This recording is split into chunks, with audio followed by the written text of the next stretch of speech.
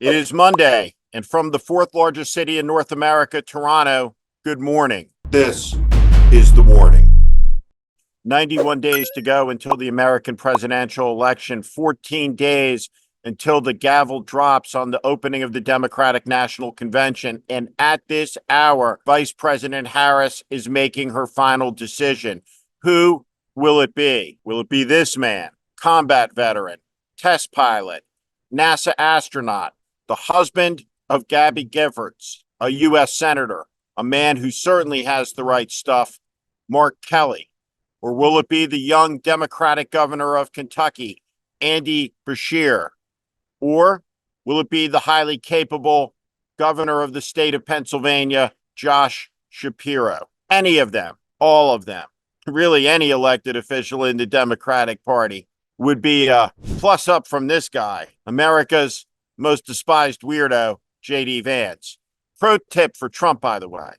This weekend, he said, hey, J.D. Vance and I aren't weird. If you're standing in front of the crowd, particularly if you're the co-leader, and you're talking about we're not weird, it's a surefire sign that you're weird. 100%. Because people who aren't weird don't go out anywhere ever and declare that they aren't weird.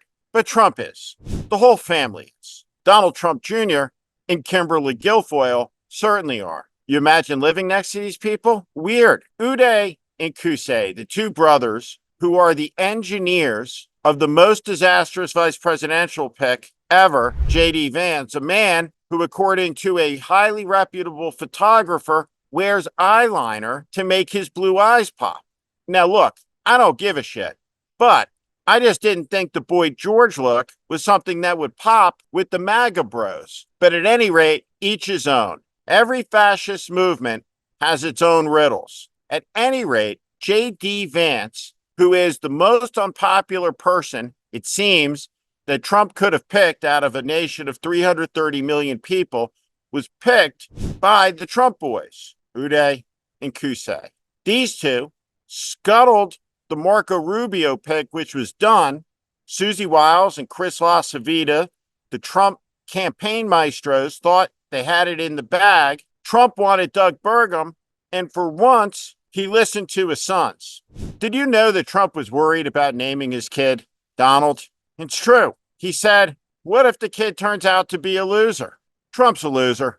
He's going to lose 2 presidential elections in the popular vote 3 times. He will be the only person, save William Jennings Bryan and Henry Clay, to lose the popular vote in 3 presidential elections. And he's losing because he has no vision, because he's cruel, because he's mean, because he's incompetent, and he was a terrible president. He's completely insane. And the evidence of that was his incoherence this weekend when he spoke. It is appalling. Trump is under pressure. He doesn't do well under pressure. He's spinning.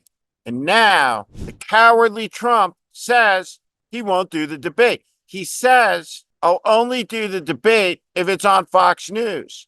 He wants Fox to fill an arena.